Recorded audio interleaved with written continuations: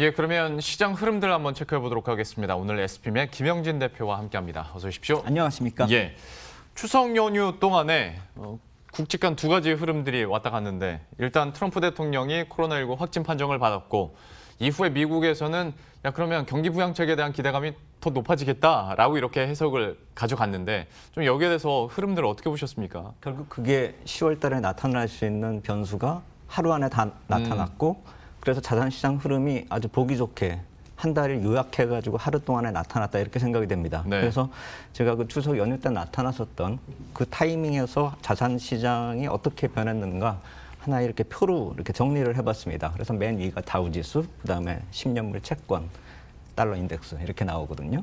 그래서 뉴스가 나왔을 때요. 트럼프 대통령 관련된 뉴스가 나왔을 때 맨 위에 다우지수 폭락을 한 거죠. 그리고 나서 채권, 가운데 채권은 급등을 하고요. 그리고 희한한 게 달러 인덱스는 올랐습니다. 근데 이제 이게 올랐다가 바로 급락을 해버렸어요. 바로 거의 원위치가 되는 그런 모습인데 그게 왜 그런가를 한번 곰곰이 생각을 해보면 과거에 이제 정권이 교체됐었던 시기에는 주가가 보통 하락을 하고 달러는 상승을 하는, 그러니까 달러가 강세를 보이는. 그러니까 그게 그렇게 나타날 수밖에 없죠. 보통 이제 유동성 관련해서 달러가 강세를 보이면 시장은 좀 안 좋게 흘러가니까요. 네. 근데 이제 정권이 교체되면 그런 모습이 나타났기 때문에 트럼프 대통령 안 좋은 뉴스 나오니까 그렇게 반응을 했지만 바로 달러가 거기서 꺾여 내려오는 거죠. 거의 다른 자산에 비해서 달러가 먼저 꺾였다라는 걸 한번 생각을 해본다면 시장이 뭐 벌써 별로 그렇게 가능성이 높지 않다. 그러니까 완전히 쓰러져서 이렇게 가실진 않을 거다. 이걸 이제 달러가 네. 시세로 보여준 거죠. 예. 그래가지고 그런 이후에 놓고 이제 쭉 흘러간 거죠. 그래서 이제 두 번째 박스권, 까만 박스권을 보시면은 저 때가 이제 재정 정책 나올 거다. 이제 가능성이 높아진다. 이때부터 시장이 완전히 틀려진 거죠. 다우지수 급등하고 나스닥을 제가 표시 안 한 이유는 나스닥은 일부 종목 때문에 저게 올라가다가 이렇게 다시 내려왔습니다. 예. 그래서 그날 주식시장의 모습을 잘 나타내는 것은 또 그리고 재정정책의 영향을 잘 나타내는 것은 다우지수가 아니었는가. 그리고 다우지수가 재정정책을 폈을 경우에 그 여태까지 좀 안 좋았었던 그런 기업들이 많기 때문에 재정정책의 영향을 크게 받을 것이라고 생각이 됩니다. 그래서 다우지수를 오늘은 저쪽에다 표시를 한 것이고요. 예. 채권 같은 경우는 당연히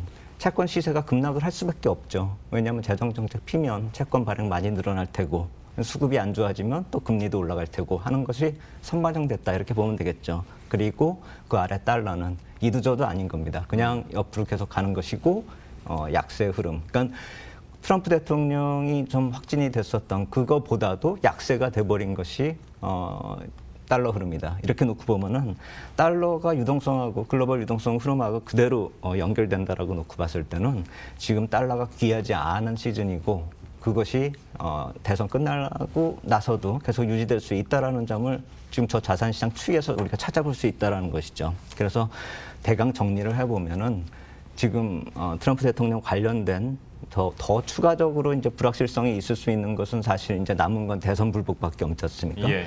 근데 시장의 일각에서는 대선 불복이 나타나더라도 그 혼란을 잠재울 FRB가 있다 이렇게 보거든요. 예. 결국 재정 정책이나 FRB 쪽이 버티고 있다라고 한다면은 불확실성이 더 커진다 하더라도 파국으로 가진 않는다는 것이죠. 결국에 순서대로 놓고 보면 대선은 어차피 지나갈 것이고 재정 정책은 언젠가 시행이 될 거라는 것이죠. 그렇게 놓고 보면은 안 좋을 때가 기회가 될 수 있다. 이 점으로 봐야 되고 11월 대선이 지나면은 더 긍정적이고 그 이전에도 긍정적인 재정 정책은 나타날 수 있다. 이렇게 보시는 게 맞겠습니다. 그러니까 듣다 보니까 한 만 48시간 동안에 이루었었던 달러의 흐름들이나 현선물 시장의 흐름들이 어찌 보면 10월 내내 이어질 수도 있겠다. 비슷한 그림으로라는 생각도 들면서 또 한편으로는 대선 가까워지면 가까워질수록 그리고 누가 될지 더 뭔가 가시화되면 될수록 불확실성이 거치면 그 이후에 또 하나의 기회가 좀 찾아오지 않을까. 예전에도 그러긴 했었고요.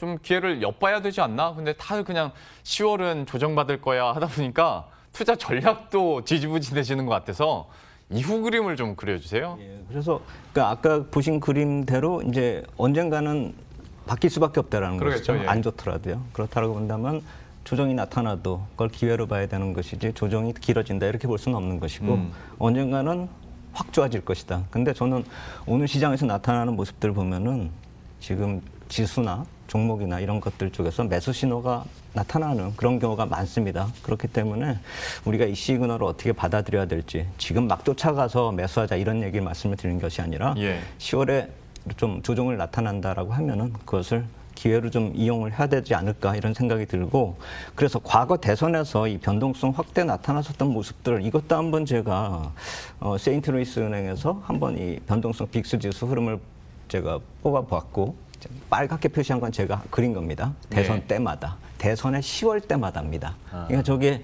2000년 때, 그다음에 2004년, 8년, 그다음에 16년.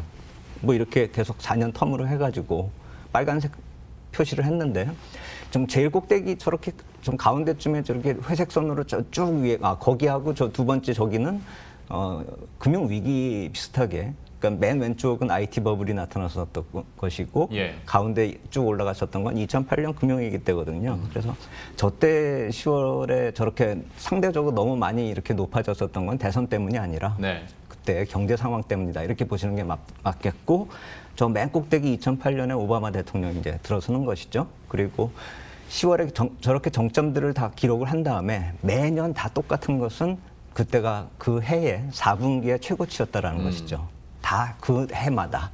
그러면 변동성 빅스 지수가 높았다라는 건 결국 주가 흐름이 안 좋았다라는 것이고 그 이유는 더 좋아진다는 뜻이겠죠. 그러니까 매해가 다 그랬다라는 걸 감안한다면 지금 빅스 지수 때문에 투자 못하겠다 이런 건 말이 안 되는 것이고 그것을 기회로 이용해야 된다 이렇게 생각이 드는 것이고요. 그리고 또 하나는 저러한 기술적 지표 말고 우리가 펀더멘탈 쪽을 한번 살펴보자 이렇게 생각이 드는데 그래서 제가 펀더멘탈 쪽을 한번 정리를 해서 표를 하나 또 만들어 본 것이 2016년 그 대선 이후에요. 그러니까 트럼프 대통령 당선된 이후에요. 그 다음에 나스닥 지수하고 금리하고 상품 지수하고 그 변화를 제가 뽑아봤습니다. 그러니까 푸른색은 당연히 맨 꼭대기에 있는 건 나스닥 지수고 최근까지 흘러갔던 것이고요. 그리고 까만색 선은 상품 지수입니다.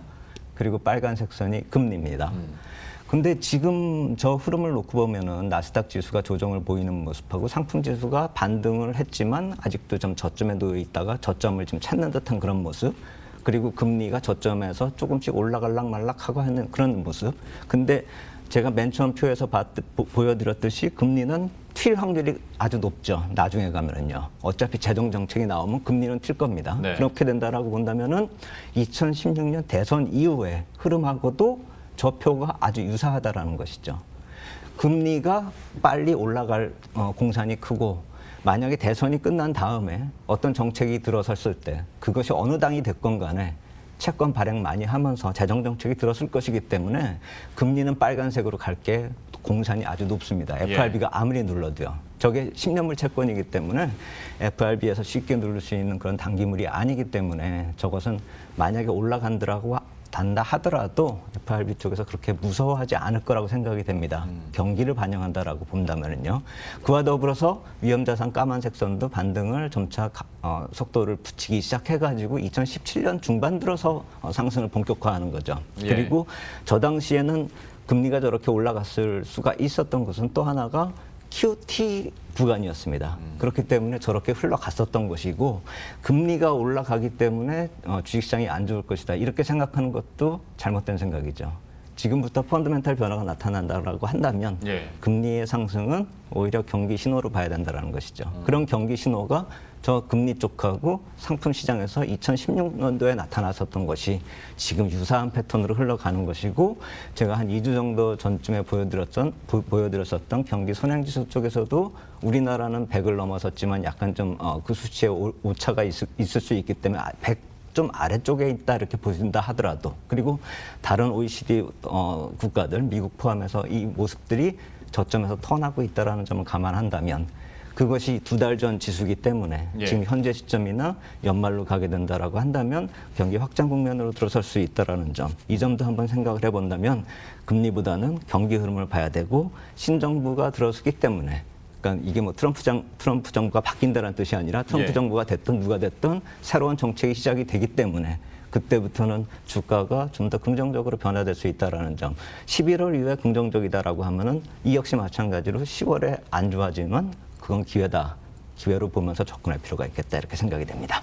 지금 자료를 보면 과거 사례나 현재 지표를 봤을 때 불확실성, 대선 불확실성 이후에는 다시 한번 추가 상승이 가능할 것 같은데 다만 한 가지 빠진 게 있죠. 그러니까 대선 이후에 펀더멘탈도 받쳐줘야 실제로 실물이 올라가는 건데 대선 이후에 그러면 경제 흐름은 어떻게 전망하십니까? 그래서 이제 그 흐름을 보려고 제가 항상 이 표 나오면 가져오는 게 있죠. PCPI 지수. 예. 그거가 이 대통령 확진된 날 저게 또 같이 나왔어요. 그래서 저는 저 지표가 가려져 있었다라고 생각이 됐어요. 그때 주가 빠질 때. 그래서 일어나시기만 하면 긍정적인 효과가 배가 될 수 있다. 전 그렇게 생각이 되는데 오늘 벌써 좀 일어날락말락 하고 계시잖아요. 지금 뭐 밖에 나와서 인사했다고 그러더라고요. 그러니까요. 네. 그건 뭐 거기에 대해서도 뭐 비판이 나오곤 있지만 일단 주식시장 측면에서는 긍정적이다 이렇게 봐야 되겠죠. 예. 일어나셨으니까요. 그래서 그러한 관점에서 놓고 본다면 저 PCPI 쪽 저쪽을 좀 포커스를 맞춰서 볼 필요가 있다라고 생각이 되는데 지금 쭉 올라왔지 않습니까? 저게 가만히 보시면 저 빨간색 선은 지금 음식료하고 에너지가 포함이 돼 있기 때문에 변동폭이 크고 파란색 선을 주로 보시면 되는데 저 파란색 선을 보시면은 지금 급락분을 거의 다 만회를 한 겁니다. 3, 4월에 쭉 빠져내려갔었던 것이 이제 거의 쭉 올라와서 거의 다 올라왔습니다. 그게 지금 1.5% 정도 전년 대비 1.5% 정도 증가하는 그 추세 쪽으로 들어선 것이거든요. 그렇다면 이제 수치상으로 어느 정도 정상화가 됐다라고 봐야 되는 것이죠. 그래서 저걸 평가할 때 이번에 뭐 전월보다 좀 못했다, 증가치가 못했다 이렇게 지금 얘기가 나오고 있는데 제가 봤을 땐 그건 절대 수치상으로 전월보다는 그러니까 7월 지표보다는 안 좋아졌지만 예. 그것이 이미 1.5% 정도 들어서게 되면 저 표에서 1.5에서 2% 구간 그 사이 구간에서는 크게 증가를 하지 못한다라는 것이죠. 그러니까 여태까지는 안 좋았던 것이 회복이 된 것이지만 이제부터는 경기가 호전되는 것이고 확산되고 확장되는 그 측면으로 들어서기 시작했다라는 것이죠. 그렇다라고 보면은 회복되는 저 수치가 회복되는 그러니까 2%를 향해서 가는 속도는 점차 늦어질 겁니다. 그런데 저 언젠간 제가 다시 저 PC 물가 지수하고 주가 지수를 다시 비교해서 말씀을 드려드리겠지만 오늘은 간단히 말씀을 드린다면 그 수치가 속도가 줄어들면 경기 흐름을 대변하는 것이 아니라 그 개선의 속도를 나타내는 것이기 때문에 주가 측면에서는 약간 조정을 받을 수가 있습니다. 예. 그래서 저 각도가 점차 지금 낮아지고 있는 것이 주가 조정을 어느 정도 설명을 해주고 있거든요. 그래서 1.5나 2% 정도 사이에서 움직이더라도 이게 약간 꺾이면은 조정을 보일 겁니다. 그래서 저 표를 보더라도 이번 10월 달에 조정을 보일 수 있다는 것이 어느 정도 예상은 될 수가 있는데 그 조정 역시 마찬가지로 기회로 이용을 해야 된다는 것이죠. 예. 그래서 아까 말씀드린 그런 경기 흐름 이런 것은 우리가 예측하기 불가능하지만 지금 PCPI 지표로 감안을 해본다면 향후에 조정은 나타날 수 있지만 그 역시 마찬가지로 이제 회복 국면에 들어섰기 때문에 기회로 봐야 된다 이렇게 볼 수 있습니다. 예. 오늘은 시간 관계상 그러면 어느 시점에서 기회를 엿볼 수 있을지는 다음으로 한번 미루도록 하겠고 현재 구간 상황들 앞으로의 전망들까지 시장 이렇게 체크해봤습니다. SPM의 김영진 대표와 함께했습니다. 오늘 말씀 고맙습니다. 감사합니다. 예, 그러면 저희도 여기서 인사드리도록 하겠습니다. 오늘 장도 끝까지 마무리 잘 하시고요. 저희들은 내일 이 시간에 또 새로운 전략들과 종목 들고 다시 찾아뵙도록 하겠습니다. 시청해주신 여러분 고맙습니다.